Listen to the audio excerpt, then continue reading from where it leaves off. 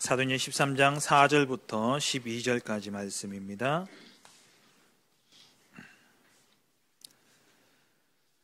사도행전 13장 4절부터 12절까지 말씀을 한 절씩 교독하겠습니다. 두 사람이 성령의 보내심을 받아 실루기아에 내려가 거기서 배 타고 구브로에 가서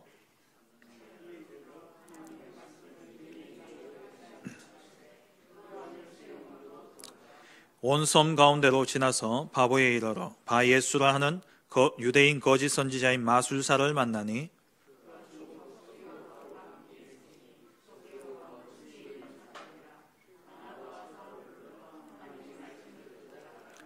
이 마술사 일루마는 이 이름을 번역하면 마술사라 그들을 대적하여 총독으로 믿지 못하게 힘쓰니 이르되 모든 거짓과 악행이 가득한 자요 마귀의 자식이요 모든 의의 원수여 주의 바른 길을 굽게 하기를 그치지 아니하겠느냐.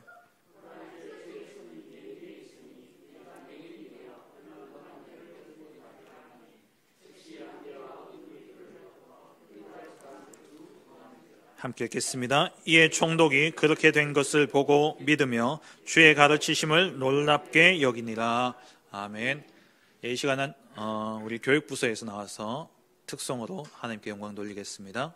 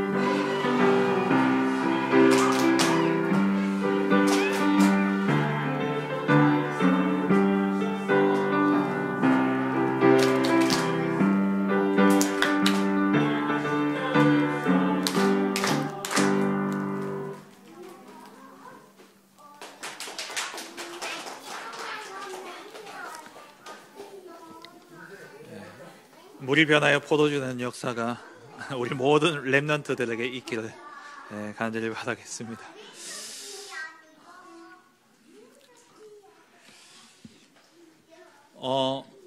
오늘 우리 강단 말씀을 통해서 237을 향하는 마음이라는 제목으로 말씀을 주셨죠.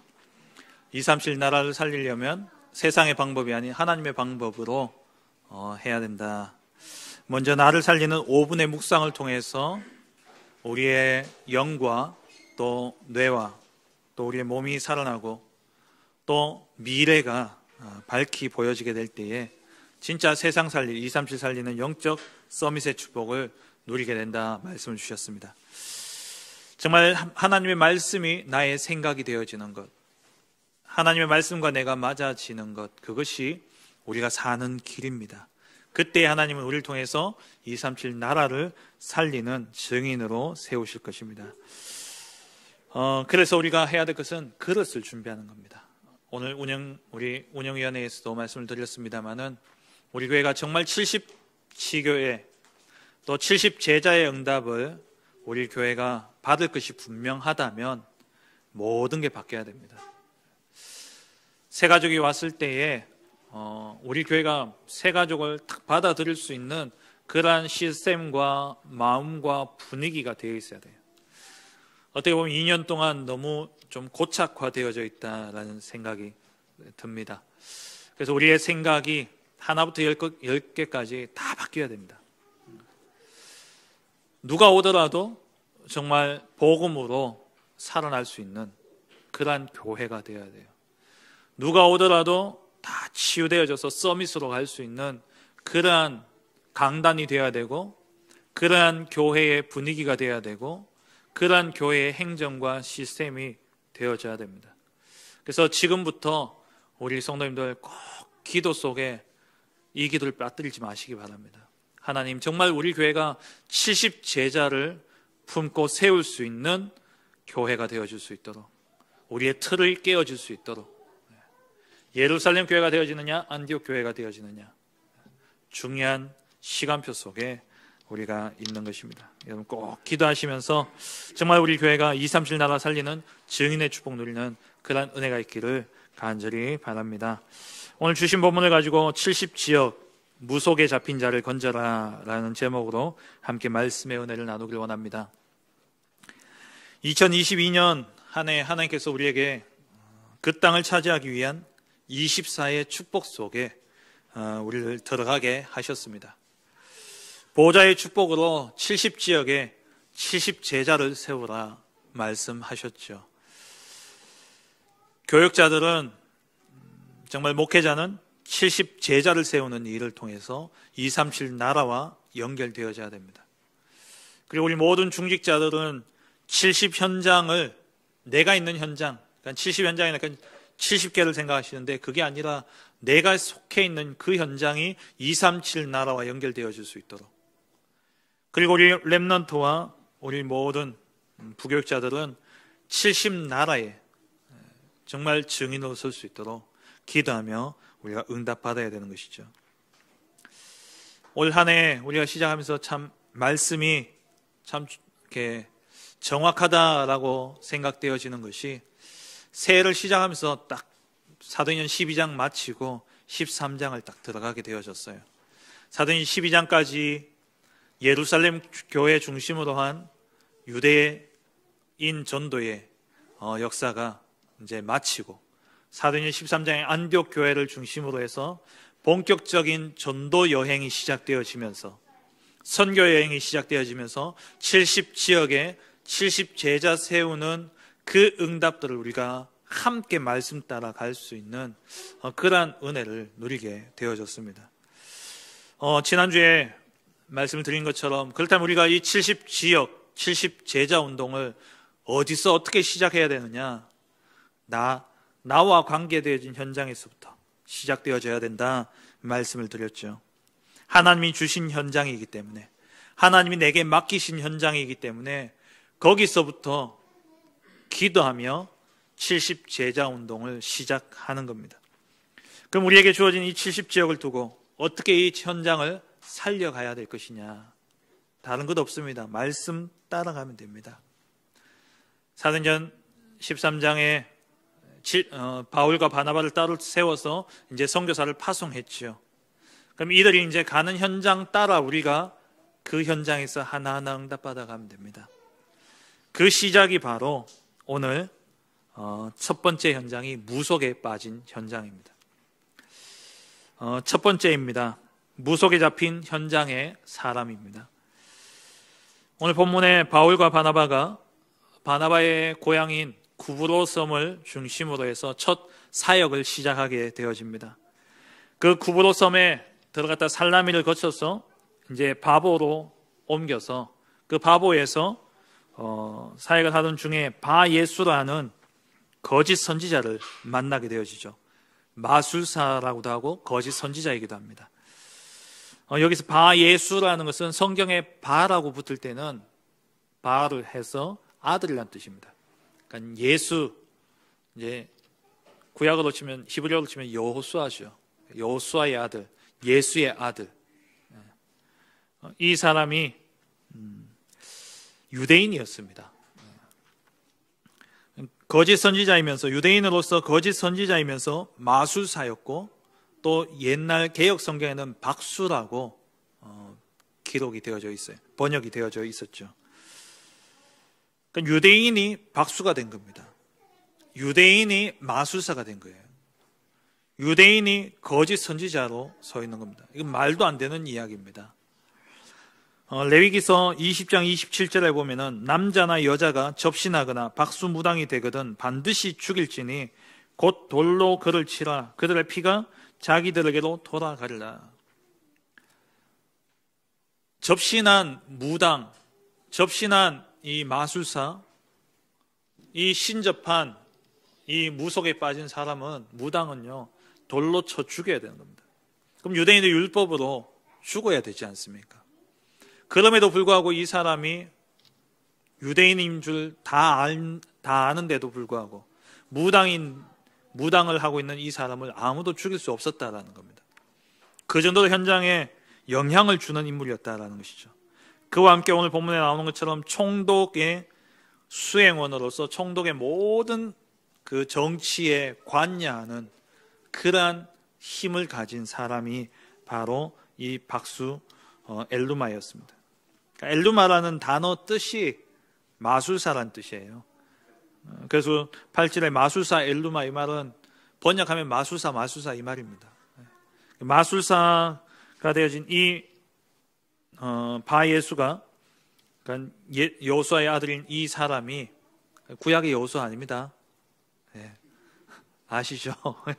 히브리인들은 자기 조상들의 이름을 따라 짓는 게 그게 이렇게 보편화되어져 있었습니다. 그래서 예수님도 사실 이름만 따지면 많아요.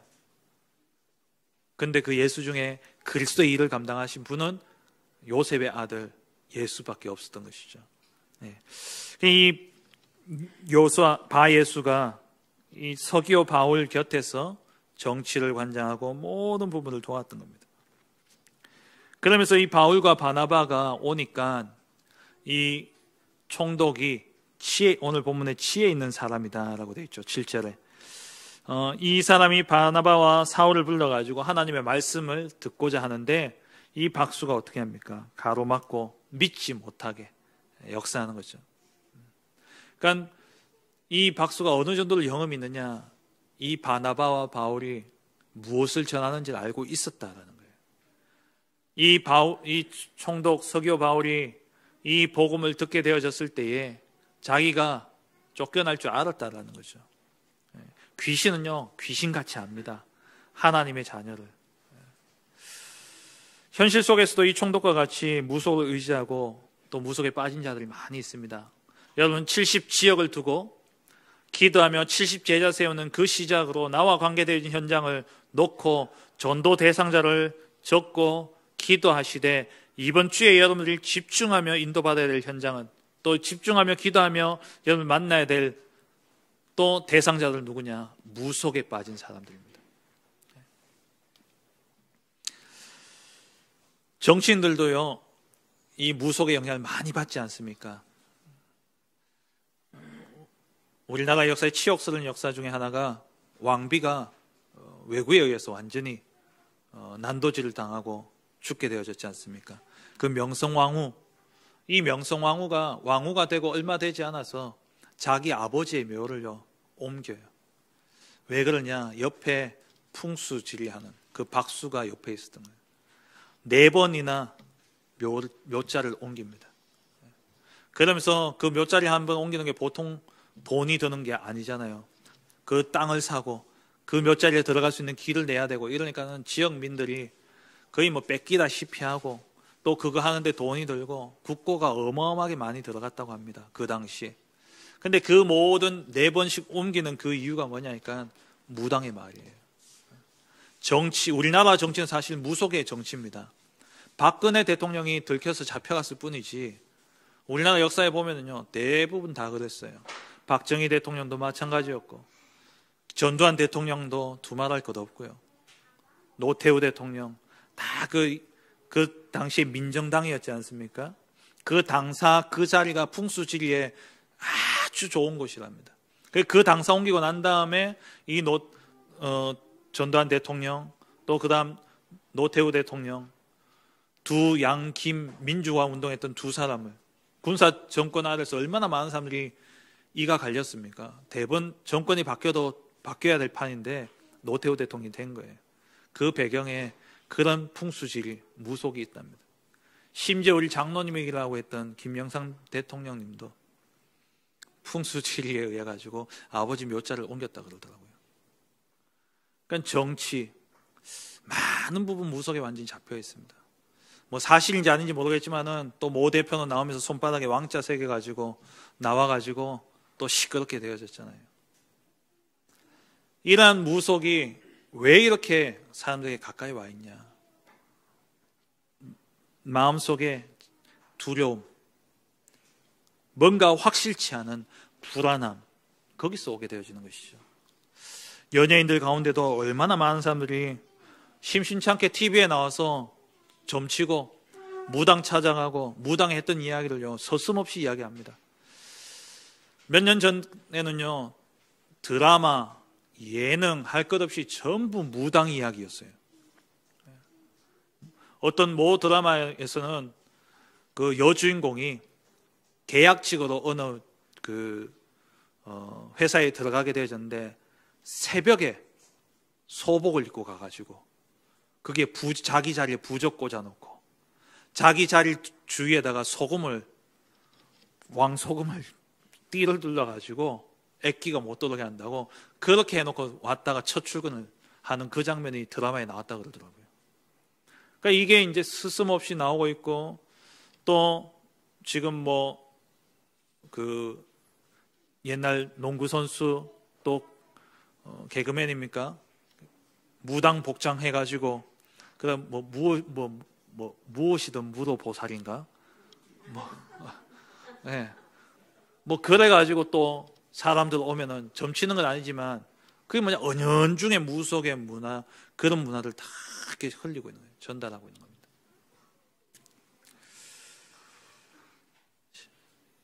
코로나 시대를 맞이하고 난 다음에 이제 교회가 정말 우리 교회가 그래도 다른 교회들보다 얼마나 앞서 나가고 있습니까? 우리 교단이 비대면을 대면해야 된다고. 무당들은 벌써 비대면으로요 대면화했어요. 모르시죠? 무당이요 유튜브로 굿을 해줘요. 가서 못 해주고 사회적 거리 때문에 그 돈 계좌로 받고 유튜브 털어가지고 그것을 굿해주고 있더니 벌써 무속은요 비대면이 대면에 되어져 있습니다. 사단이 얼마나 빠른지 몰라요. 이렇듯 세상이 완전히 무속에 빠져 있습니다. 올 이제 연초니까 사람들도 토정 비결을 보고 또 신년 운세를 점치고요. 그러면서 가야 될 곳, 가지 말아야 될 곳, 조심해야 될 것, 또 자기 앞에 놓여 있는 여러 가지 그러한 문제들을 두고 또 어떻게 해야 될 것인지. 정치인들만 그렇습니까? 연예인들만 그렇습니까? 일반 사람들만 그렇습니까? 우리 성도님들 가운데도 우리 성도님 말고요. 우리 빼고 일반 교회 다니는 분들 가운데서도 점치러 가는 분들 많아요. 어디 그뿐입니까? 지난번에도 말씀드렸지만 목사님들 가운데도 개척 어디 해야 될지 점쟁이에 찾아가서 개척할 장소를 찾는 목사님도 있다니까요. 선교사님이 어느 나라로 가야 될지 하나님한테 물어봐야죠. 진짜 제가 그 무당집 들어가서 사역할 만난 무당이 그러더라니까요. 캐나다에 있는 선교사래요. 매년 연말에 들어와가지고 점치고 연초에 들어간다는 거예요. 꼭 어김없이 온다는 거예요. 무당이 뭐까지 아냐? 그 안식년까지 알더라고요. 그 안식 그래가지고 이제 휴가 받아가 나와가지고 그러고 간다는 거예요. 기도 안 차죠. 이렇게 무속에 잡힌 현장입니다. 여러분이 주위에 많이 있습니다. 이번 한 주간 동안에는 정말 70지역을 놓고 70제자를 찾는 이 속에서 여러분 정말 기도하시면서 하나님 내 주위에 정말 무속에 사로잡힌 자들, 정말 그 마음의 불안과 두려움 속에서 길을 찾지 못하여 어리석게 망하는 길을 찾아가고 있는 그 영혼들을 볼 수 있는 눈을 열어달라고, 그 사람에게 정말 정확한 해답을 줄 수 있도록 여러분 기도하시기 바랍니다. 그래서 우리는요, 두 번째 사명이 뭡니까? 무속에 잡힌 자를 건져내야 되는 거예요. 무속에 잡힌 자를 건져내야 됩니다. 왜 무속에 빠지느냐? 하나님 떠난 결과입니다. 다른 것이 아니에요.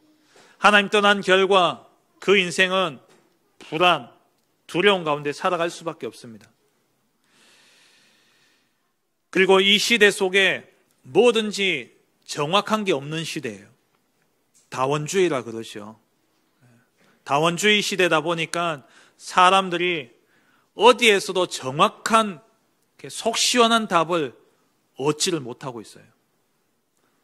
뭐 이래 해도 되고 저래 해도 되고 이것도 맞고 저것도 맞고 다 이런 식이다 보니까 사람들이 차라리 좀 덜 배웠으면 아예 뭐 아니면 또예요. 근데 아는 게 많으면 많을수록 사람들이요 선택을 못합니다. 짜장면 집에 갔어요. 짜장면하고 짬뽕만 먹어본 사람은요 둘 중에 하나 고르기 쉽습니다. 자기가 맛있는 거 먹으면 돼요. 근데 가보니까 우동도 먹어보고 야끼 우동도 먹어보고 간짜장도 먹어보고 여러 개 다 먹어보고 다 맛있었던 기억이 있는 사람은 선택 못하는 거예요. 너무 많이 알아서. 세상의 지식 수준이 높아지고 과학이 발전해가고 사람들 수준이 높아지면 높아질수록요 더 불확실해지는 거예요. 뭔가를 딱 선택하기가 무서운 겁니다. 왜? 경우의 수가 너무 많은 거예요. 그런 상태에서 무당이요 이거다 하니까요 얼마나 속 시원합니까? 왜 기독교가 무당에게 밀리냐? 어떤 사람이 이렇게 썼더라고요. 그 이유가 뭐냐? 앞서 말씀드린 그거예요. 교회에서는 어떻게 보면 세상 사람들이 보기에는 다 모호해요. 야, 인도받으면 된다. 성령 인도 받으면 되지. 근데 성령의 인도를 잘 모르잖아요. 그게 불안불안하니까 집사님들이 뭐하느냐? 무당 찾아가는 겁니다. 무당 찾아가는 거예요. 우리에게는 완성되어진 복음의 말씀이 있는데 그 말씀을 따라가지 못하니까 그렇게 가는 거예요. 늘 불안과 두려움 속에, 염려 속에 뭔가를 선택할 수 없는 그러한 불안 속에 사람들이 살아가는 거예요. 그러다 보니까는 무당 찾아가서 점을 치고 일단은 속이 시원합니다. 이거 할까요? 저거 할까요? 하니까 이거 아니야. 이리로 가. 하니까 시원하죠. 네. 교회는요. 이번 주 말씀 듣고 기도하고 우리 한번 봅시다. 이러잖아요. 이 무당이 접신을 하게 되어지고 신내림을 받잖아요. 무당은 두 가지 종류가 있습니다. 세습무와 강신무가 있죠. 강신무는 내가 어느 날 신받은 거예요. 세습무는 집안 대대로 내려오는, 우리 시할머니가 무당이었고 시어머니가 이어서 무당이 되어졌고 시어머니가 무당 됐는데 이제 며느리 내가 이제 무당이 되어야 되고, 이게 세습무예요. 세습무는 어떻게 보면은 좀 영험은 그들 이야기는 영험은 좀 떨어지지만 좀 체계화되어져 있다면, 이 강신무는요 법이 없어요. 그냥 지 마음대로 해요. 근데 그들 말로 영험이 있으니까 하는 거죠. 그러니까 이러한 무당의 말, 이 접신에서 귀신에게 탁 사로잡혀 가지고, 그러니까 말이 힘이 있고 또 맞아요. 결과는 나중에 결국 망할 수밖에 없지만, 그러다 보니까 많은 사람들이 따라갈 수밖에 없는 겁니다. 그런데 결국 이들은 그 배후에 누가? 사단이 역사하고 있다는 거. 그 사단은 도둑질하는 자고 우리를 멸망시키는 자인데 그걸 모르고 당장의 문제에 급급해서 그 문제에 대한 답을 얻고자 하는 거예요. 진짜 복음은 뭡니까? 응답이 중요한 게 아닙니다. 오늘 목사님도 말씀하셨잖아요. 응답이 있고 없고를 떠나서 중요한 건 뭐냐? 나의 영적 상태입니다. 영적 상태예요. 근데 이걸 모르니까 당장의 어떤 문제에 대한 답을 얻기 위해서 사람들이 무당을 따라가고 그 무속에 이끌린 바 되어지는 것이죠. 그래서 여기서 해결되어질 수 있는 길은요 오직 그리스도 외에는 없습니다. 왜냐? 사단의 문제, 하나님을 떠난 문제, 그로 인해서 불안과 두려움, 염려, 이 모든 것들은 하나님 떠나서 오게 되는 문제입니다. 하나님 떠나니까 인간의 본성이, 하나님의 형상대로 지음받은 인간이 하나님을 만나야 되고, 하나님과 함께 있을 때에 참 행복하고, 하나님과 함께 있을 때에 마음에 참된 평안이 임하는데, 이 하나님을 떠나니까 자기도 모르는 알 수 없는 불안과 염려, 두려움. 그러니까 거기에 대해서 누가 확답을 내어줄 수 있는 그 사람을 쫓아가는 겁니다. 그런데 답이 되어지지 않아요. 근데 해결이 안 되어지는 거예요. 그 이후에 오는 그 영적인 문제를 인간이 해결할 수가 없습니다. 그래서 하나님이 이 땅에 오셔서 이 인생의 문제를 해결하기 위해서 십자가의 죽으심으로 우리의 죄의 문제 다 해결하시고, 사단의 모든 권세를 이기고, 이 사단, 귀신의 권세를 완전히 이기고 운명과 사주팔자에서 우리를 건져내셨을 뿐만 아니라 하나님과 함께하는 영원한 길을 우리에게 열어주신 것이죠. 그래서 예수 믿고 나면 제일 먼저 오는 게 뭡니까? 평안입니다. 평안이에요. 요한복음 14장 27절에 세상이 줄 수 없는, 세상이 알 수도 없는 그 평안이 우리에게 임하는 겁니다. 문제가 있는데도 평안해요. 세상의 종교, 무속은 뭡니까? 너 그 문제 내가 해결해 줄게, 없애줄게. 그런데 문제는 뭐냐? 그 문제 없어지면 완전히 끝나는 게 아니더라고요. 또 오잖아요.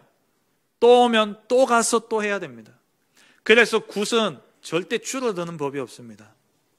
왜냐하면 이게 귀신도 등급이 있다 그러잖아요. 작은 문제 있을 때는 그만큼의 귀신을 통해서 쫓아내요. 근데 그보다 더 큰 문제 오면 그 귀신 가지고 해결을 못하는 겁니다. 더 큰 귀신 불러야 되는 거예요. 그리고 그 문제 해결하고 나면 또 살다 보면 그보다 더 큰 문제가 와요. 그럼 내가 해결할 수 있냐? 못해요. 그럼 그 귀신 가지고 되냐? 안 돼요. 또 더 큰, 그럼 더 큰 건 뭡니까? 돈이 더 커지는 거예요. 귀신도 더 커지지만. 그래서 계속 오히려 운명에서 빠져나오려고 했던 것이 더 운명 속에 매여지는 그 결과를 낳게 되어지는 것이죠. 그래서 우리가 예수 믿고 영접하는 순간 하나님이 우리 안에 오셔서 우리로 문제가 있지만 그 문제를 이길 수 있는 완전한 답이 있기 때문에 문제가 문제되지 않는 겁니다. 그래서 우리 안에 참된 평안이 임하게 되어지는 것이죠. 이 사단의 권세를 꺾는 길은 오직 그리스도밖에 없습니다. 사단은요, 지혜 있는 자, 지식 있는 자 우습게 여깁니다. 사단은요, 권력자 우습습니다. 사단은 돈 많은 사람 우습습니다. 사단은요, 오직 한 사람, 예수 그리스도로 결론난 한 사람, 그 한 사람을 두려워 떠는 거예요. 바울과 바나바가 이 구브로에 가서 바보의 일로서 이 총독 스기오 바울을 만나려고 할 때에 이 박수 엘루마가 왜 이렇게 막았습니까? 그 바울과 바나바 안에 있는 그리스도를 본 거죠. 이 그리스도 앞에 자기가 꼼짝 못하는 걸 알아요. 여러분, 귀신이 예수 그리스도를 제일 먼저 알아봤습니다. 12 제자보다 성경에 보면은 귀신이 먼저 알아봤다니까요. 예수님을 그리스도로. 그 귀신이 귀신같이 아는 거예요. 정말 우리 안에 있는 그리스도, 이 그리스도의 이름의 권세를 우리가 가지고 현장에 가서 여러분 있는 그 현장에서 정말 그 이름의 권세를 가지고 기도한다면 흑암의 권세는 벌벌 떨게 되어 있습니다. 우리가 뭐 할 필요 없어요. 불만 키면 어둠은 물러가듯이 내가 거기에서 그리스도 이름 붙잡고 기도하면 흑암의 권세는 결박받고 떠나가는 겁니다. 무속에 잡힌 자, 그들을 건져내는 다른 길이 없습니다. 오직 그리스도로만 가능한 것이죠. 세 번째입니다. 그러기 위해서 먼저 우리는 나를 살려야 됩니다. 내게 먼저 그리스도로 결론이 나야 돼요. 오늘 목사님 말씀을 주셨습니다마는 393 우리 성도님들 이제 이게 뭔지 다 아시지 않습니까? 그거 붙잡고 말씀을 탁 가지고 기도하는 겁니다. 흑암의 세력을 꺾는 영권이 있어야 돼요. 그 영권은 성령의 충만함이 아니면 안 됩니다. 왜냐하면 마태복음 12장 28절에 그러나 내가 하나님의 성령을 힘입어 귀신을 쫓아내는 것이면 하나님의 나라가 이미 너에게 임하였느니라. 귀신을 쫓아내는 것은 성령을 힘입어서 우리가 귀신을 쫓아내는 거예요. 이 흑암의 권세는 그리스도 이름으로 우리 안에 와 있는 성령의 힘으로만 쫓겨나게 됩니다. 그러면서 그곳에 하나님의 나라가 임하게 되어지는 것이죠. 그래서 우리가 예수 그리스도 그 이름으로 기도하게 될 때에 하나님의 성령이 우리 안에 임하게 되어지는 것이죠. 누가복음 11장 13절에 11장 9절부터 13절에 보면은 찾아라 찾을 것이요 두드리라 두드릴 것이 열릴 것이고, 그러면서 하늘 아버지께서 너희에게 구하는 자에게 성령을 주시지 않겠느냐. 기도의 이유는 뭐냐? 성령 충만입니다. 성령 충만 받기 위해서 우리가 기도하는 거예요. 왜냐? 우리는 창세기 3장 4절 5절로 살아왔고 나도 모르게 거기에 잡혀 있는 겁니다. 나 중심, 나의 것, 나의 생각, 나의 기준, 그게 나도 모르게 다 뿌리 내려져 있다 보니까 기도도 어떻게 하냐? 그것 따라해요. 기도도 그것 가지고 하는 겁니다. 그래서 우리가 틀린 기도가 아니라 바른 기도를 해야 되는 거예요. 그 바른 기도의 내용이 무엇이냐? 바로 성삼위 하나님과 그 성삼위 하나님으로부터 주어지는 5가지 힘, 이게 우리가 진짜 강구해야 될 기도입니다. 성부 하나님이 말씀을 주시고 그 말씀대로 성취하시되 예언하신 그리스도가 오셨습니다. 그래서 구약의 모든 성경은 오실 그리스도, 오실 메시아에 대해서 말씀하셨죠. 그래서 요한복음 5장 39절에 이 성경은 그리스도에 대해서, 나에 대해서 증언한다라고 말씀하잖아요. 그때 성경은 뭐냐? 구약 성경을 이야기하는 거예요. 요한복음 5장 39절의 성경은. 그리고 요한복음 20장 31절에 또 이것을 기록하면 그건 신약 성경이죠. 신약 성경을 기록하는 이유가 뭡니까? 예수가 하나님의 아들 그리스도심을 믿게 하고 그로 통해서 영생을 얻게 하려 합니다. 그게 성경의 기록 목적이에요. 하나님의 말씀은 뭘 이야기하고 있냐? 그리스도를 이야기하고 있는 거예요. 그래서 지난주 또 오늘 목사님도 말씀하셨습니다만 우리가 무엇 따라가야 되냐? 완성된 복음의 말씀을 따라가야 되는 거예요. 완성된 복음의 말씀. 무엇으로 완성되어졌냐? 그리스도로 다 이룬 그 복음의 말씀. 그 복음의 말씀을 우리가 붙잡고 가는 겁니다. 그래서 성부 하나님이 말씀을 주시고 그 말씀대로 행하셨는데 그 말씀 성취가 뭡니까? 성자 예수님이에요. 성자 예수님께서 이 땅에 오셔서 그리스도의 일을 완성함으로 죄와 사단과 지옥의 문제를, 그 저주 문제를 완전히 해결하시고 하늘로 가시면서 우리를 고아와 같이 버려두지 아니하시고 보혜사 성령을 보내사 그 성령이 우리 안에 오셔서 영원토록 함께하도록 하신 겁니다. 그래서 우리는 창세기 3장 3절 4절로 사는 게 아니라 갈라디아서 2장 20절로 사는 거예요. 나는 죽고 그리스도와 함께 살리심을 받은 것. 내 생각이 하나님의 말씀과 같아지는, 그게 성령 충만입니다. 이 성령 충만 속에서 영적인 힘이 나오는 거예요. 사단이 벌벌 떨 수밖에 없는 영적인 힘이 나옵니다. 그리고 세상의 서밋들을 이기고 그 서밋들에게 답을 줄 지력을 가진 자로 하나님 세우시는 거예요. 그리고 체력을 주시고 땅끝까지 증인될 수 있는 체력과, 그리고 경제력, 그리고 인력, 제자죠. 제자를 붙여주시는 것. 이것이 우리가 받을 응답이에요. 한번 이 5가지를 한번 곰곰이 생각해 보세요. 한번 묵상해 보시기 바랍니다. 저는 이걸 묵상하면 할수록 다른 게 필요가 없어요.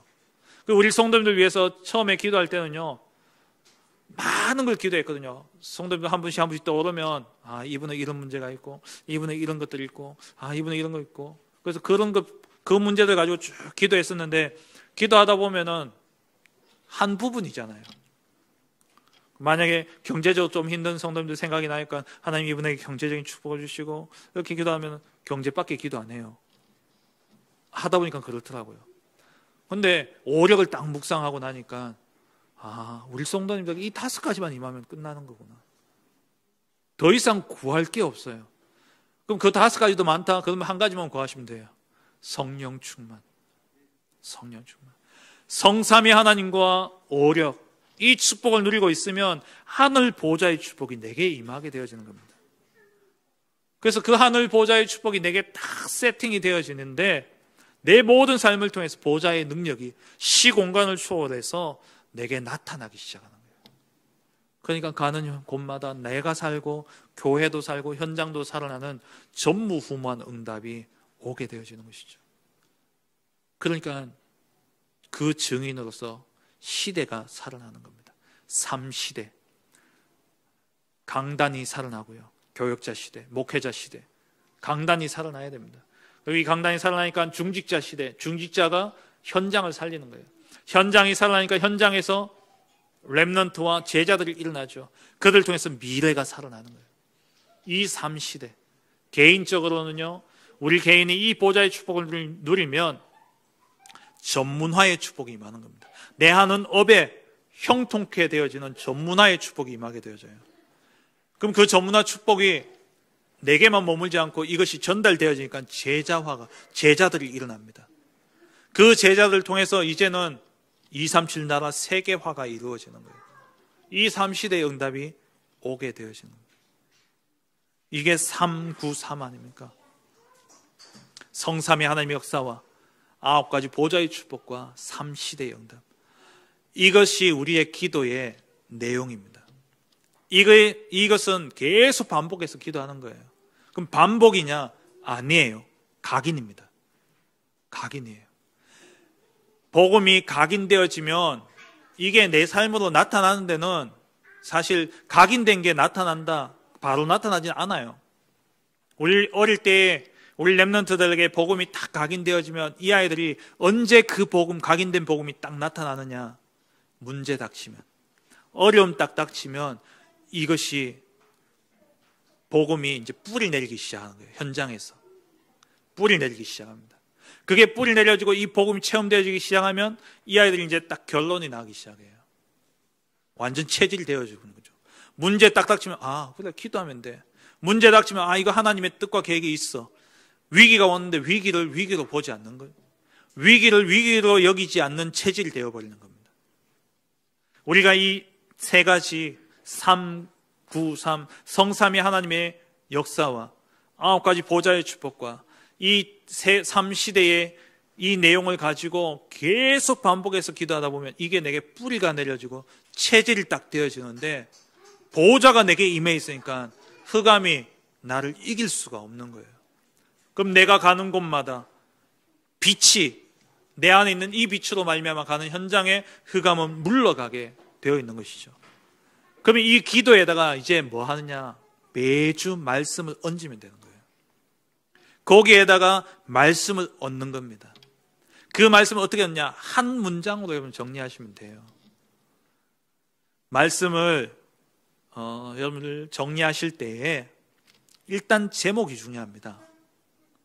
목사님들이 제일 마지막에 제목을 정해요.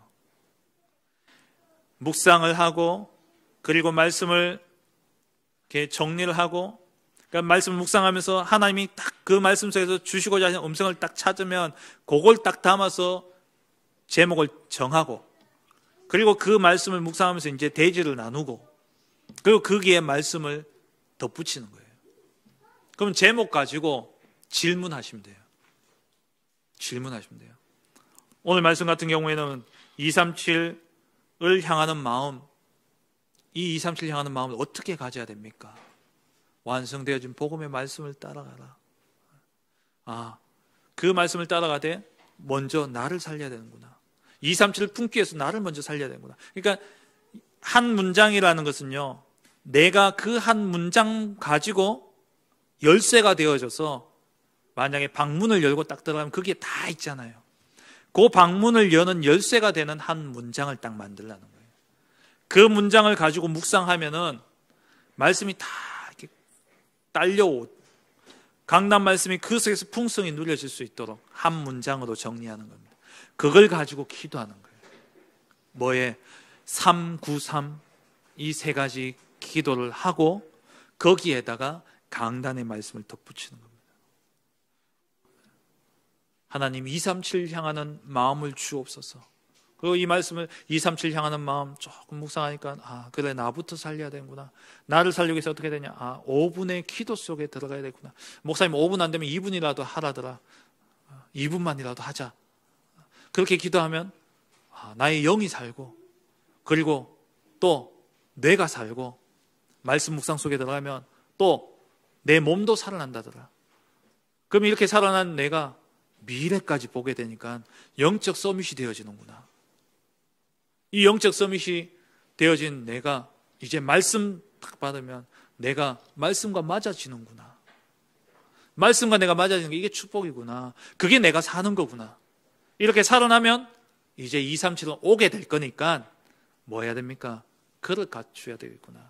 그럼 내가 갖춰야 될 그릇이 뭘까? 이렇게 쭉쭉쭉 고구마 줄기를 이렇게 당기면 고구마가 팍 달려오듯이,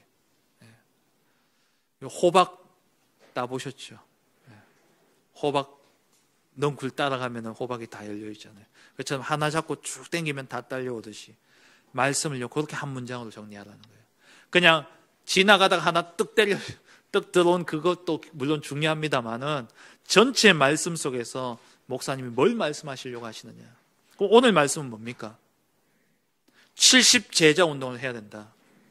어디서 해야 되냐? 지난주 말씀 이어서 나와 가장 가까운 곳으로 가야 되는데 그 속에서 이번 주에 집중해야 될 것은 뭐라고요? 무속에 빠진 자들, 무속에 잡힌 자들. 그 사람들이 누구일까?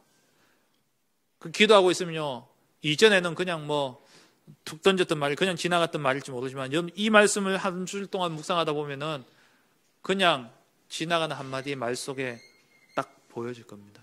그 사람들에게 복음 전하라는 거예요, 이번 주에는. 그래서 237이 아니라 393 여기에 말씀을 얹어서 우리가 집중해서 기도하는 기도가 되어져야 돼요. 이때 보좌의 축복이 내게 임하게 되어지고 나를 통해 그 속에서 살아난 나를 통해서 현장이 살아나고 교회가 살아나게 되어집니다. 말씀을 맺겠습니다. 70지역 70제자 운동은 나와 관계되어진 현장에서부터 시작되어지는 겁니다.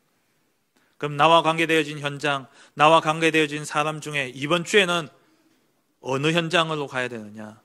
바울이 바보라는 지역에 가서 박수 엘루마를 만나게 되어졌습니다.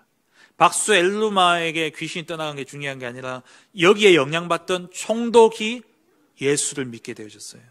12절에 그렇게 된 것을 보고 믿으며 주의 가르치심을 놀랍게 여기니라. 이 무속에 완전히 사로잡혀 있는 자들, 답을 알지 못해서 망하는 줄도 모르고 사로잡혀서 불안과 두려움 속에 뭐라도 답이 될 것 같으니까 어쩔 수 없이 잡혀있는 이 운명과 사주팔자에 매여있는 이 사람들을 이번 주에 건져내는 그러한 은혜가 있기를 주의 이름으로 축원합니다. 기도하겠습니다. 하나님 감사합니다. 70 제자 운동, 올 한 해 하나님께서 우리 교회를 통해서 반드시 주실 응답, 그 언약을 붙잡고 하나님 이번 한 주간 동안 특별히 무속에 빠진 자를 건지는 그러한 축복된 한 주간 될 수 있도록 은혜 내려 주옵소서. 이를 위해서 먼저 내가 살아나야 되겠사오니 하나님 성삼위 하나님의 역사와 9가지 보좌의 축복과 3시대의 그 완전한 복음의 내용을 가지고 기도하며 또 이번 주 주신 237의 마음, 237을 향한 그 마음을 품고 정말 이 237 현장 속에 무속에 빠진 자를 건져내는 그러한 복된 한 주간 되어줄 수 있도록 축복하여 주옵소서. 감사드리며 예수 그리스도의 이름으로 기도합니다. 아멘. 508